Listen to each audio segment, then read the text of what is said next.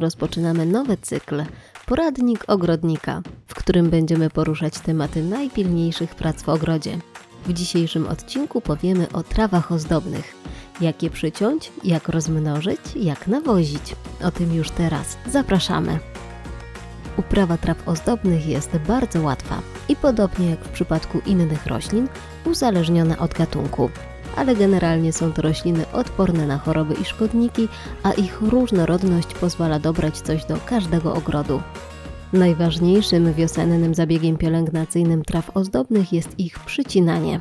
Trawy niezimozielone, których część nadziemna zasusza się na zimę, ścinamy około 10 cm nad ziemią. Z tak obciętej kępy wyrosną nowe źdźbła.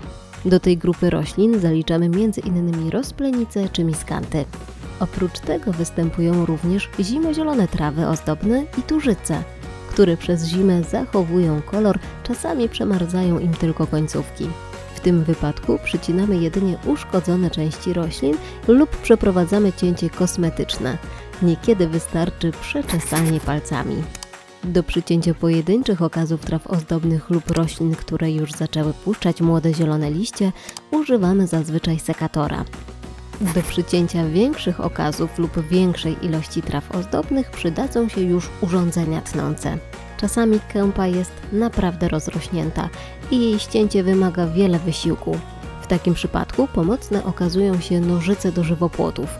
Mogą być one spalinowe, elektryczne lub akumulatorowe. Mogą być to mniejsze nożyce lub większe, jeżeli na przykład mamy do ścięcia cały szpaler traw. Źdźbła traw ozdobnych przycinamy dopiero wiosną z kilku powodów. Po pierwsze, wiele osób uważa zaschnięte trawy w zimowej aurze za bardzo dekoracyjne. Po drugie, pozostawienie ich jest formą zabezpieczenia rośliny przed przemarznięciem. A po trzecie, pozostawione źdźbła chronią trawy przez zimę przed dostaniem się wilgoci do ich środka. Przycięte jesienią mogą zacząć gnić. Najczęściej kupujemy sadzonki traw w sklepie ogrodniczym lub szkółce.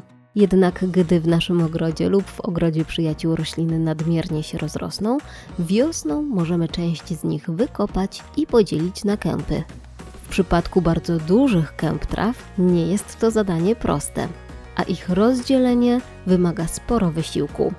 Wyjątek stanowi kostrzewa, której w starszym wieku nie należy dzielić.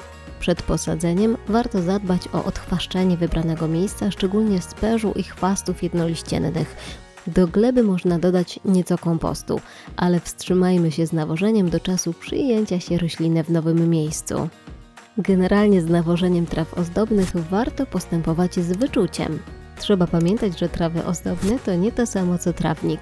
Często zależy nam na uzyskaniu pięknych kłosów, bardziej niż na samej masie liściowej.